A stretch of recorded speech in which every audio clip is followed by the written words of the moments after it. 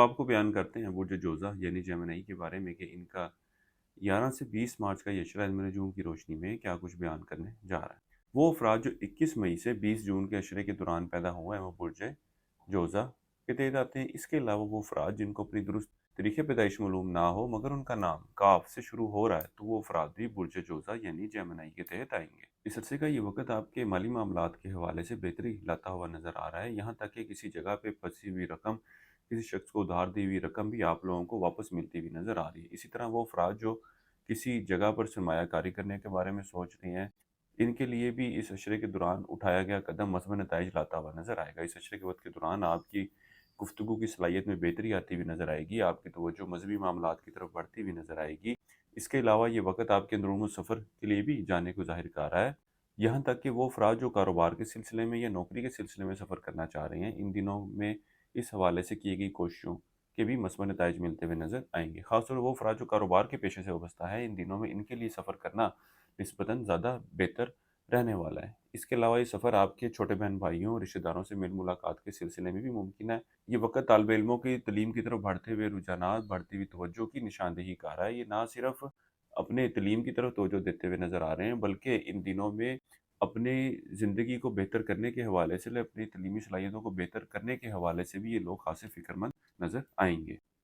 اس اشرے کا یہ وقت آپ کی صحت میں بھی بہتری لاتا ہوا نظر آئے گا۔ اللہ کے فضل و کرم سے ایک اچھی اور بہتر صحت سے واسطہ رہے گا، لیکن اس دنوں میں آپ برج جوزہ والے افراد کچھ نظر بد کا شکار ہوتے ہوئے نظر آئیں گے۔ اس حوالے سے ضروری صدقات وغیرہ لازمی دیں، اللہ تعالیٰ آپ کے معاملات میں بہتری فرمائے۔ اس اشرے کی 13 تاریخ سے شروع ہونے والا وقت ازدواجی معاملات کے حوالے سے بھی بہتری کی نشاندہی کر رہا ہے۔ آپ کے اور شریک حیات کے درمیان بہتر انڈرسٹینڈنگ ڈیولپ ہوتی ہوئی نظر آئے گی، یہاں تک کہ ان دنوں میں آپ کا شریک حیات مالی حوالے سے بھی آپ کے لیے سپورٹیو ثابت ہوتا ہوا نظر آ رہا ہے۔ وہ افراد جو ایک اچھے اور بہتر رشتے کی تلاش میں ہے، اس اشرے کے وقت کے دوران ان کو بھی رشتے کے حصول کے لیے ضرور کوشش کرنی چاہیے۔ اللہ کے فضل و کرم سے ان دنوں میں ایک اچھا اور بہتر رشتہ آپ لوگوں کو ملتا ہوا نظر آ رہا ہے۔ اس اشرے کے وقت کے دوران کسی قیمتی اشیاء کی خریداری کے لیے جانا یا کوشش کرنا آپ لوگوں کے لیے اتنا فیزیبل رہنے والا نہیں ہے۔ اسی طرح ان دنوں میں آپ لوگوں کو چاہیے کہ اپنی خواہشات کی تکمیل کے حوالے سے بہت زیادہ وقت صرف نہ کریں، کیونکہ ان دنوں میں کی گئی کوششوں کی خاطر خواہ آپ لوگوں کو نتائج ملتے ہوئے نظر نہیں آ رہے۔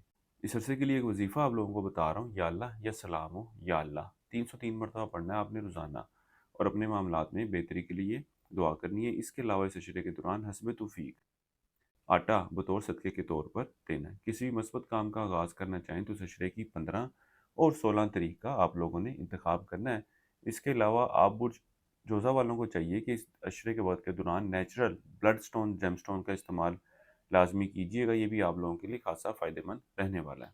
اس عرصے کے وقت کے دوران اولاد کے معاملات جو ہیں وہ آپ کے لیے کچھ پریشانی کی وجہ بنتے ہوئے نظر آ رہے ہیں، خاص طور پر صحت کے معاملات کے حوالے سے آپ کو پریشانی کا سامنا کرنا پڑ سکتا ہے۔